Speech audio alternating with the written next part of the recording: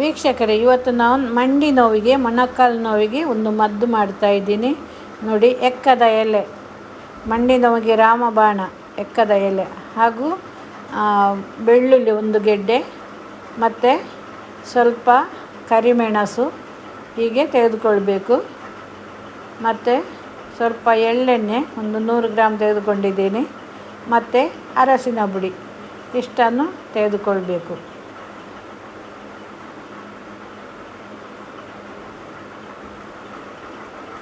Hi ವೀಕ್ಷಕರೇ, good morning. ಹೇಗಿದ್ದೀರಾ? Mahima YouTube ಚಾನಲ್ಗೆ ನಿಮಗೆಲ್ಲ ಸ್ವಾಗತ ಸುಸ್ವಾಗತ. ವೀಕ್ಷಕರೇ, ನನ್ನ ವಿಡಿಯೋಗಳನ್ನು ಪೂರ್ತಿ ನೋಡಿ ನನ್ನ ಚಾನಲನ್ನು ಸಬ್ಸ್ಕ್ರೈಬ್ ಮಾಡಿ. ವೀಕ್ಷಕರೇ, ಇವತ್ತು ನಾನು ಮಂಡಿ ನೋವಿಗೆ, ಮೊಣಕಾಲು ನೋವಿಗೆ ಒಂದು ಮದ್ದನ್ನು ತಯಾರು ಮಾಡ್ತಾಯಿದ್ದೀನಿ. ಇದು ಎಕ್ಕದ ಎಲೆ ನೋಡಿ. ಎಕ್ಕದ ಎಲೆ ತುಂಬ ಒಳ್ಳೆಯದು. ನಮ್ಮ ಮನೆಯ ಬಾಗಿಲಲ್ಲಿದ್ದರೆ ತುಂಬ ಒಳ್ಳೆಯದಂತ ಹೇಳ್ತಾರೆ. ಆದರೆ ಹಿಂದೂಗಳಿಗೆ ಅಂತೂ ತುಂಬ ಒಳ್ಳೆಯದು. ಎಕ್ಕದ ಎಲೆ ತುಂಬ ಒಂದು ಮದ್ದಿನ ಅಂಶದಿಂದ ಕೂಡಿದ ಎಲೆ.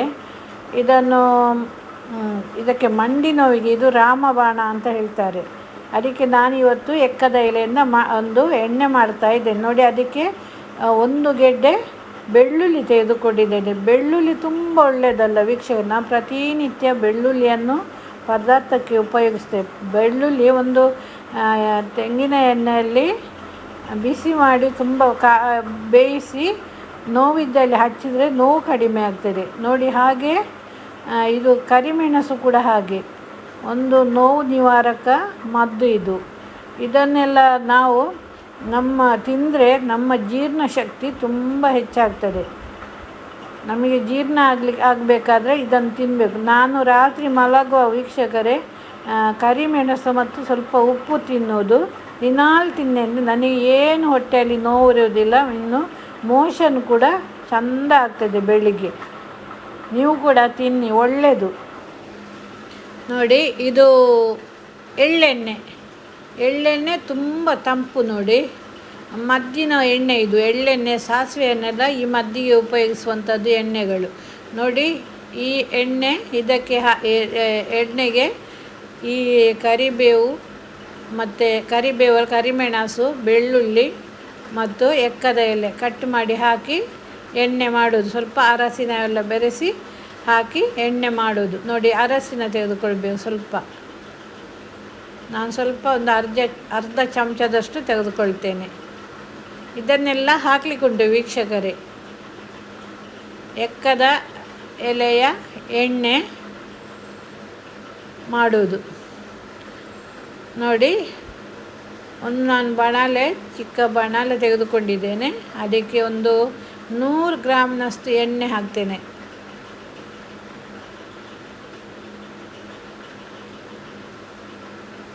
ನಾನು ಬೆಂಕಿ ಮಾಡಬೇಕಷ್ಟೇ, ಬೆಂಕಿ ಉರಿಸಲಿಲ್ಲ ಸ್ಟವಿಂದು. 100 ಗ್ರಾಮಿನಷ್ಟು ಎಣ್ಣೆ ತೆಗೆದುಕೊಳ್ಬೇಕು. ನಂತರ ಇದೆಲ್ಲ ಕಟ್ ಮಾಡಬೇಕು ನೋಡಿ. ಚೆಂದ ಮಾಡಿ ಕಟ್ ಮಾಡಬೇಕು ಎಕ್ಕದ ಎಲೆಯನ್ನು. ಹೀಗೆ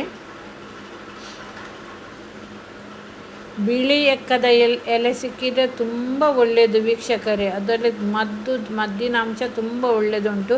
ಇದು ಯಾವ ಎಕ್ಕದ ಎಲೆ ಅಂತ ನನಗೆ ಕೂಡ ಗೊತ್ತಿಲ್ಲ. ಇನ್ನೊಂದು ಬಿಳಿ ಇನ್ನೊಂದು ಸ್ವಲ್ಪ ನೀಲಿ ಹೂ ಬರ್ತದೆ ನೋಡಿ. ಅದೇ ಅಂತ ಆಗ್ತದೆ ನನಗೆ ಮತ್ತು ಇದು ಬಿಳಿ ಸಿಗಲಿಲ್ಲ. ನಾನು ಅದೇ ತಂದಿದ್ದೇನೆ ನೋಡಿ. ಬೆಳ್ಳುಳ್ಳಿಯನ್ನು ಚೆನ್ನಾಗಿ ಮಾಡಿ ಸಿಪ್ಪೆ ತೆಗಿಬೇಕು ಅದರದ್ದು. ಒಂದು 10-15 ಬೀಜ ಬೇಕು ನೋಡಿ. ಬೆಳ್ಳುಳ್ಳಿ ತುಂಬ ಉಪಯುಕ್ತವಾದ ಒಂದು ವಸ್ತು. ನಮಗೆ ಬೆಳಿಗ್ಗೆ ಅದು ಖಾಲಿ ಹೊಟ್ಟೆಗೆ ಕೆಲವರು ತಿಂತಾರೆ. ಸ್ವಲ್ಪ ಇದು ಫ್ರೈ ಮಾಡಿ ಎಲ್ಲ ಅದನ್ನು ತಿಂತಾರೆ. ನಮ್ಮ ಹೊಟ್ಟೆಯಲ್ಲಿ ಹುಳದ ಪ್ರಾಬ್ಲಮ್ ಎಲ್ಲ ಇದ್ದರೆ ಅದು ನಿಲ್ತದೆ ಅಂತ ಹೇಳ್ತಾರೆ. ಇನ್ನು ಜೀರ್ಣಶಕ್ತಿಗೆ ಕೂಡ ಒಳ್ಳೆಯದಾಗ್ತದೆ ಬೆಳಿಗ್ಗೆ ಖಾಲಿ ಹೊಟ್ಟೆಗೆ ತಿಂದರೆ. ಗ್ಯಾಸ್ಟ್ರಿಕ್ ಪ್ರಾಬ್ಲಮ್ ಕೂಡ ಕಡಿಮೆ ಆಗ್ತದೆ ಬೆಳ್ಳುಳ್ಳಿ. ಇನ್ನು ಅದೊಂದು ನೋವಿನ ಮದ್ದು ನೋಡಿ. ಅದನ್ನು ಎಣ್ಣೆಯಲ್ಲಿ ಕಾಯಿಸಿ ನೋವಿದ್ದಲ್ಲಿ ಹಚ್ಚಿದರೆ ನೋವು ಕೂಡ ಕಡಿಮೆ ಆಗ್ತದೆ ನೋಡಿ. ಆಯಿತು, ನನಗೆ ಇಷ್ಟು ಬೆಳ್ಳುಳ್ಳಿ ಉಂಟು. ಇದನ್ನು ಇನ್ನು ನಾನು ಎಣ್ಣೆಗೆ ಹಾಕ್ತೇನೆ. ಮೊದಲು ಎಕ್ಕದ ಎಲೆಯನ್ನು ಹಾಕ್ತೇನೆ. ಎಣ್ಣೆ ಕುದಿದಿದೆ, ಸ್ವಲ್ಪ ಬಿಸಿಯಾಗಿದೆ ನೋಡಿ. ಅದನ್ನು ಮಿಕ್ಸ್ ಮಾಡಬೇಕು.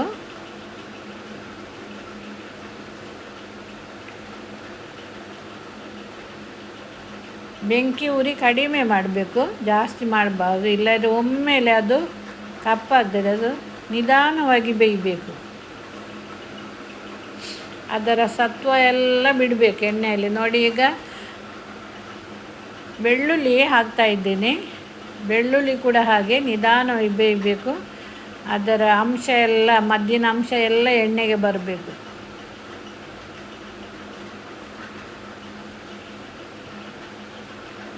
ಜಾಸ್ತಿ ಬೆಂಕಿ ಇಟ್ಟರೆ ಅದು ಕರಂಚುತ್ತದೆ ವೀಕ್ಷಕರೇ. ಅದಕ್ಕೆ ಸ್ವಲ್ಪ ಬೆಂಕಿ ಇಟ್ಟು ಅದನ್ನು ಕಾಯಿಸಬೇಕು. ನೋಡಿ, ಈಗ ಕರಿಮೆಣಸನ್ನು ಚೆನ್ನಾಗಿ ಪುಡಿ ಮಾಡಬೇಕು, ತೆರೆಯಾಗಿ ಪುಡಿ ಮಾಡಬೇಕು. ಕರಿಮೆಣಸು ಎಷ್ಟು ಒಳ್ಳೆಯದು ವೀಕ್ಷಕರೇ, ಜೀರ್ಣಶಕ್ತಿಗೆಲ್ಲ.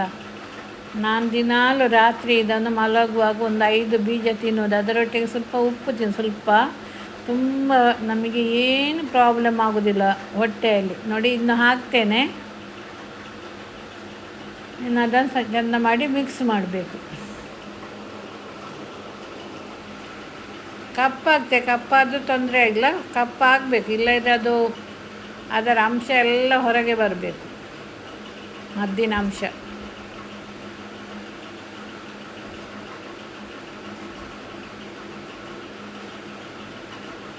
ಇದನ್ನು ಕಾಲಿಗೆ ಹಚ್ಚಿದರೆ ವೀಕ್ಷಕರೇ, ನಾನು ಕಾಲಿಗೆ ಹಚ್ಚಿದ್ದೇನೆ, ನನಗೆ ನೋವೆಲ್ಲ ಕಡಿಮೆ ಆಗಿದೆ. ನನಗೆ ಖುಷಿ ಆಯಿತು. ನನಗೆ ನೋವಲ್ಲಿ ತಡೀಲಿಕ್ಕೆ ಆಗ್ತಿರಲಿಲ್ಲ. ನೋಡಿ, ಆಯಿತು. ಇನ್ನು ಬಂದ್ ಮಾಡಿದ್ದೇನೆ ನಾವು ಸ್ಟವ್. ಇದಕ್ಕೆ ಇನ್ನೂ ಸ್ವಲ್ಪ ಅರಸಿನ ಹಾಕಬೇಕು. ನೋಡಿ, ಅರಸಿನ ಹಾಕಿ ಮಿಕ್ಸ್ ಮಾಡಬೇಕು. ಇನ್ನು ಇದನ್ನು ಒಂದು ಯಾವುದಾದ್ರೂ ಒಂದು ಬಾಟ್ಲಿಯಲ್ಲಿ ತುಂಬಿಸಿ ಇಡಬೇಕು. ನೋಡಿ, 100 ಗ್ರಾಮ್ ಇದ್ದದ್ದು 50 ಗ್ರಾಮಿಗೆ ಬಂತು ನೋಡಿ ಎಣ್ಣೆ. ಅದರದ್ದು ಕಸ ಎಲ್ಲ ಅದನ್ನು ಬಿಸಾಡೋದು ಬೇಡ, ಅದರಲ್ಲೇ ಇರಲಿ, ತೆಗೆಯೋದು ಬೇಡ, ಸೋಸೋದೆಲ್ಲ ಬೇಡ. ನೋಡಿ, ಆಯಿತು. ನೋಡಿ, ಚೆಂದ ಆಯಿತು, ಎಣ್ಣೆ ಪರಿಮಳ ಬರ್ತದೆ. ಇನ್ನು ನೋಡಿ, ಇದೊಂದು ನಾನು ತಂದದ್ದು, ನನಗೆ ಇದೇನಾದರೂ ಬಾಡಿಸಲಿಕ್ಕೆಲ್ಲ ಬೇಕಂತೇಳಿ 2 ಎಕ್ಕದ ಎಲೆಯನ್ನು ತೆಗೆದುಕೊಂಡು ಬಾಡಿಸಬೇಕು, ಚೆಂದ ಮಾಡಿ ಬಾಡಿಸಬೇಕು. ಅದನ್ನು ಒಲೆ ಇದ್ದರೆ ಒಳ್ಳೆಯದಾಗ್ತದೆ ವೀಕ್ಷಕರೇ, ಬೆಂಕಿ ಮಾಡುವಂಥದ್ದು. ಇದು ಸ್ಟವ್ ಅಲ್ಲ, ಬಾಡಿಸಲಿಕ್ಕೆ ತುಂಬ ಕಷ್ಟ. ಅದಕ್ಕೆ ನಾನು ಅದೊಂದು ತಂದದ್ದು ಬಾಡಿಸುವಂಥದ್ದು. ಅದಕ್ಕೆ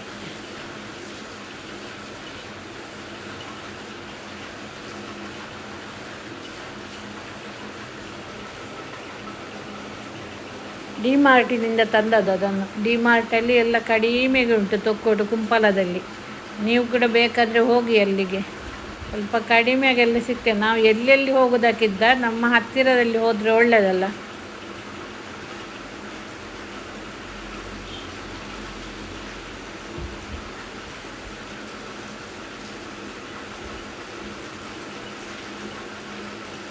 ನಾವು ನೋಡಿ ತರುವುದು ಒಳ್ಳೆಯದು. ನೋಡದೆ ನಾವು ಆನ್ಲೈನೆಲ್ಲ ನೋಡದೆ ತರುವುದು, ಅದು ಒಳ್ಳೆದಿದ್ದರೆ ಆಯಿತು. ಪುನಃ ಕೊಡಲಿಕ್ಕೆ ಆಗ್ತದೆ ಮಾತ್ರ, ಅಲ್ಲಿ ಹೋದರೆ ಮಾತ್ರ ನೋಡಿ ತರಲಿಕ್ಕೆ ಆಗ್ತದಲ್ಲ. ನೋಡಿ, ಬಾಡಿಸಿ ಆಯಿತು. ಇನ್ನು ಕಾಲಿಗೆ, ನನ್ನ ಮೊಣಕಾಲಿಗೆ ಎಣ್ಣೆಯನ್ನು ಹಚ್ಚುತ್ತದೆ. ಸ್ವಲ್ಪ ಬಿಸಿ ಎಣ್ಣೆಯನ್ನೇ ಹಚ್ಚಬೇಕು, ಚೆಂದ ಮಾಡಿ ಹಚ್ಚಿ ಮಸಾಜ್ ಮಾಡಬೇಕು. ನನಗೆ ತುಂಬ ಕಡಿಮೆ ಆಗಿದೆ ವೀಕ್ಷಕರೇ ಹಚ್ಚಿ. ನೋಡಿ, ನಂತರ ಆ ಬಾಡಿಸಿಟ್ಟ ಎಕ್ಕದ ಎಲೆಯನ್ನು ಹೀಗೆ ಇಡಬೇಕು. ನೋಡಿ, ಕೂಡಿಸ ಆಕಾರದಲ್ಲಿ ಇಡಬೇಕು, ಒಂದು ಅಡ್ಡ ಒಂದು ಉದ್ದಕ್ಕೆ. ನೋಡಿ,